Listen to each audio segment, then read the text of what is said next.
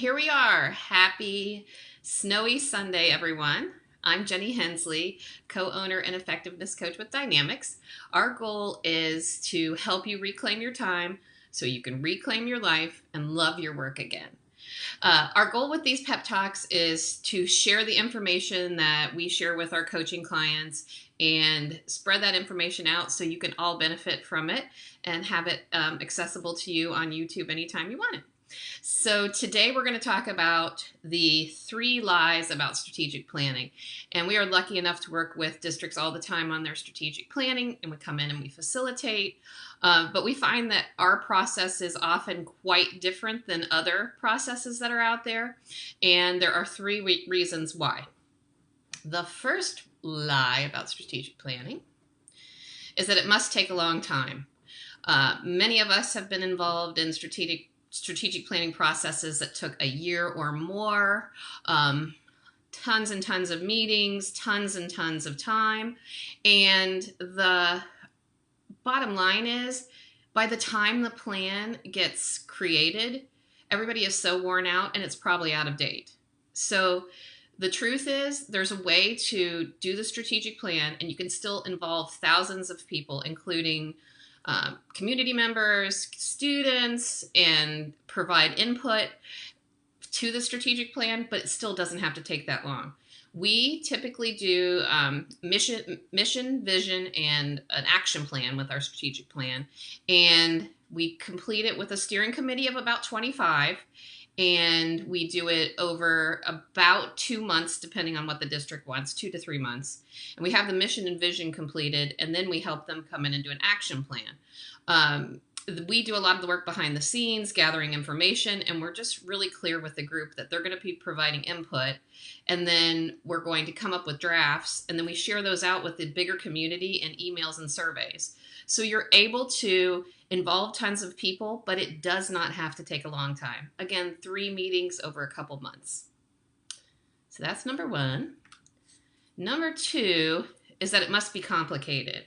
Again, sometimes you end up with this gorgeous book or this big binder that is your strategic plan, and it's just not necessary. Our strategic plans, when we work with organizations, tend to wind up being 2 to 3 pages. And the bottom line is not the document. The bottom line is what the document says and how it's used. So the more simple it is, the better it is.